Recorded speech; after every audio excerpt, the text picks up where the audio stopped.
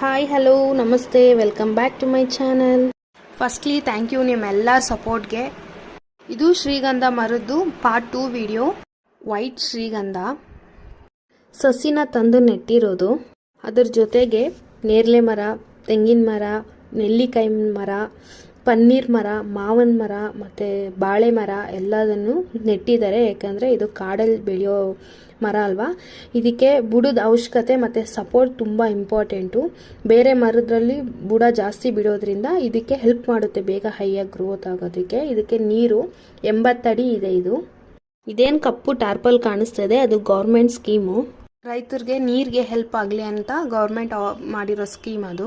ಶ್ರೀಗಂಧದ ಮರದಲ್ಲಿ ಕಾಯಿ ಬರುತ್ತೆ. ಆ ಕಾಯಿ ಒಣಗಿ ಅದಷ್ಟೇ ಅದೇ ಕೆಳಗಡೆ ಉದುರುತ್ತೆ. ಅದನ್ನು ಕಲೆಕ್ಟ್ ಮಾಡಿ ಕೊಟ್ಟರೆ 1 kgಗೆ 1000 ರೂಪಾಯಿ ಕೊಡ್ತಾರೆ. ಬಟ್ ನಾವು ಅದನ್ನು ಮಾಡ್ತಾ ಇಲ್ಲ, ಅದನ್ನು ಮೇಂಟೈನ್ ಮಾಡ್ತಾ ಇಲ್ಲ ನಾವು. ಇನ್ನು 2 years ಆದಮೇಲೆ ಇದ್ರ ಫ್ರೇಗ್ರೆನ್ಸ್ ಸ್ಟಾರ್ಟ್ ಆಗುತ್ತೆ. ನೋಡ್ಬೋದು ನೀವು, ನೋಡಿ ಇದೇ ಕಾಯಿ, ಇದೇ ಕಾಯಿ. ಇದು ಕೆಳಗಡೆ ಉದುರೋಗುತ್ತೆ. ತೀರಾ ಬೇರೆ ಬೇರೆ ಗಿಡ ಎಲ್ಲ ಸುತ್ತು ಬೆಳ್ಕೊಳೋದ್ರಿಂದ ಅದನ್ನು ತೆಗೆದು ಕಲೆಕ್ಟ್ ಮಾಡೋಕೆ ಆಗದಿರೋ ಕಾರಣ ಅದನ್ನು ಕಲೆಕ್ಟ್ ಮಾಡ್ತಾ ಇಲ್ಲ ನಾವು.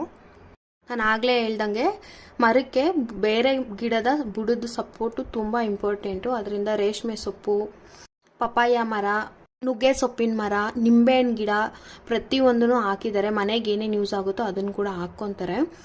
ಈಗ ಸದ್ಯಕ್ಕೆ 1 ಕ್ಯಾಮ್ರಾ ಹಾಕಿದ್ದೀವಿ. ಇನ್ನೂ ಒಂದು 2 ವರ್ಷ ಕಳೆದ ಮೇಲೆ ಸುತ್ತು ಕ್ಯಾಮ್ರಾಸ್ ಹಾಕಿಸ್ಬೇಕು. ಮಾರ್ಕೆಟಿಂಗ್ ಏನು ಅಷ್ಟು ಕಷ್ಟ ಆಗಲ್ಲ, ಯಾಕಂದರೆ ಇದು ಗೌರ್ಮೆಂಟ್ ಅವರೇ ಬಂದು ಒಂದು ಮರಕ್ಕೆ ಎಷ್ಟು ಟನ್ ಬರುತ್ತೆ, ಏನು ಪ್ರೈಸ್ ಇದೆ ಅದನ್ನು ಸ್ಪಾಟ್ ಕ್ಯಾಶ್ ಮಾಡಿ ತೊಗೊಂಡು ಹೋಗ್ತಾರೆ. ಮತ್ತೆ ಊರಿಗೆ ಬಂದಾಗ ಅಪ್ಡೇಟ್ ಮಾಡ್ತೀನಿ. ನೆಕ್ಸ್ಟ್ ವಿಡಿಯೋ ಅಪ್ಡೇಟ್ ನಿಮಗೆ ಬರಬೇಕು ಅಂತಂದರೆ ನನ್ನ ಚಾನಲ್ ಸಬ್ಸ್ಕ್ರೈಬ್ ಮಾಡ್ಕೊಳ್ಳಿ, ಬೆಲ್ ಐಕನ್ ಮೇಲೆ ಕ್ಲಿಕ್ ಮಾಡ್ಕೊಳ್ಳಿ. ಸೊ ಇದಾಗಿತ್ತು ನಮ್ಮೂರು ಲಾಗು.